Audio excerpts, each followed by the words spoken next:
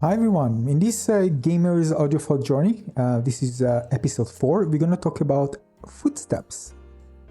And maybe it happened to you when you find yourself kind of startled by an enemy you didn't see coming. Well, only to realize that your headphones kind of let you down. Well, in this video, we're going to dive into how the right headphones can turn the tables in your favor. So welcome to the world of soundstage and imaging. Now keep in mind, I'm doing these guides as I go, as I learn and sharing it. So there might be some even mistakes or maybe inaccuracies. I do my best to make it accurate. So again, if you find inaccuracies or something else, let us know in the comment section below. Let's begin. Now I already talked about Soundstage more in depth in my previous video, so you can check it out if you haven't watched this. But basically, Soundstage creates that sense of space in your gaming audio. But the real, let's say, MVP for gamers is imaging. Imaging is all about how well your headphones can pinpoint the exact location of sounds.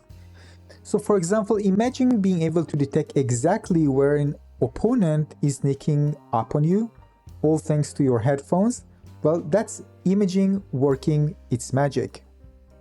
Now, of course, some games with the game engine will do better than others with a combination, of certain headphones. So it's not just the headset itself. Now, there are also different tweaking, visualization options that you can do, and some maybe equalizes some settings that you can tweak in order to make it better. But generally speaking, the headphone does take an important part of it. And I read a lot of opinions from users, from gamers who play competitive games like Valorant, Fortnite, CSGO, that they change headset and it worked wonderful for them. And it doesn't mean that you need open back. You can go in close back that have good imaging. This is why I'm mentioning this term. And I'm also going to provide you some very good headphones that are known to be well recommended by the community of gamers who play competitive first-person shooter games, and they are known to have very good directionality and very good imaging in general. I remember reading something that somebody shared, like, switching to headphones with sharp imaging was a game changer. It's like having eyes on the back of your head, something like that. So yeah, people were very excited when they got good headphones with good imaging. So now this can also lead to higher immersion. Like imagine playing The Witcher 3 with the rustling leaves at the distance compared to something that has very small soundstage where everything just seems close and you don't really get the three-dimensionality of the audio that matches what you actually see on the screen. Again, of course, it's not just immersion. In competitive FPS, precise sound imaging can mean the difference between victory and respawn. For example, one player I remember saying, again, I'm not going to quote because I don't remember the exact thing, but I dodged a sniper shot in Counter-Strike I never would have heard coming with my old set. Now, which headsets are actually good? Well, when it comes to gaming, not just any headphones will do.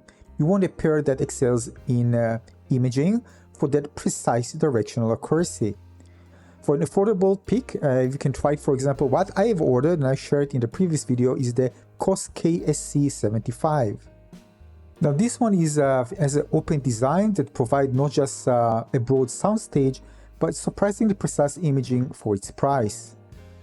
Now, this is good for those of you who want something cheap or just to get an understanding how it's more kind of a semi-open, but it gives you understanding how open back headphone would sound like, and this is why I actually bought them, for that particular reason.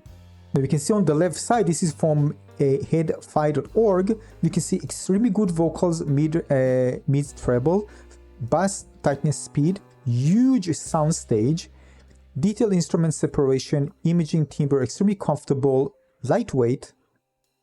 Acoustic music is good, great volume, but of course there are cons: very low bass, quantity extension rumble, plastic build, no replaceable cable, not very versatile, no accessories, no LR markings, isolation, sound leak. Which of course, it's because it's open, you have sound leak. This is kind of inherits by design.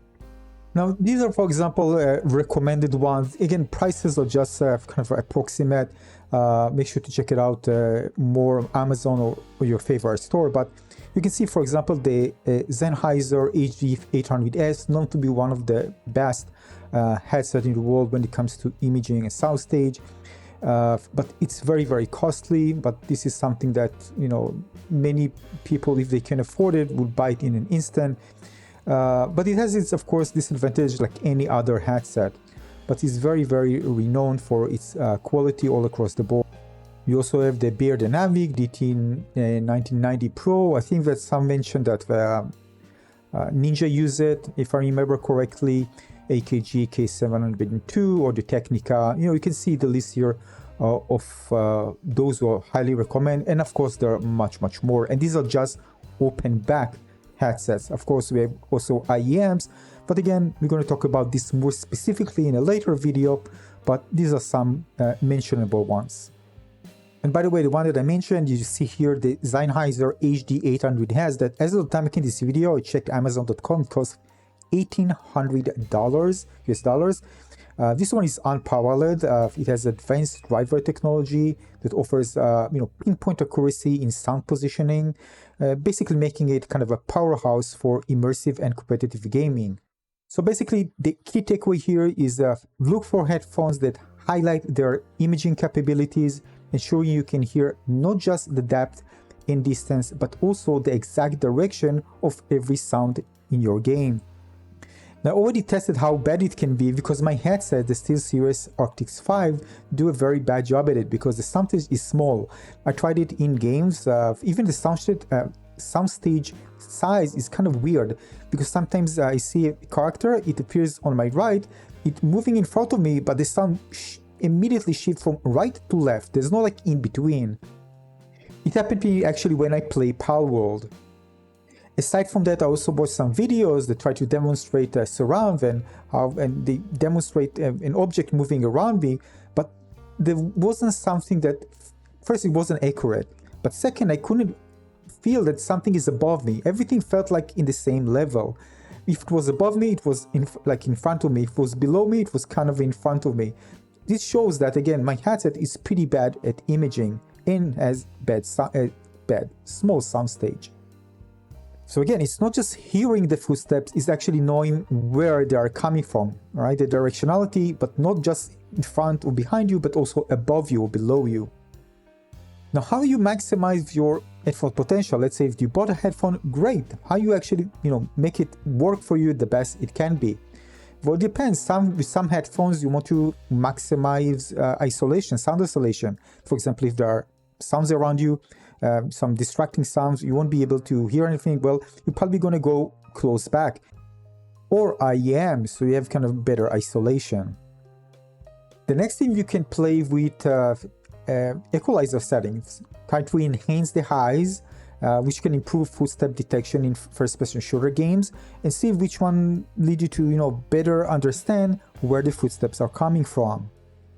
Now, keep in mind that some headsets, they really benefit, sometimes even required to have a DAC, an amp.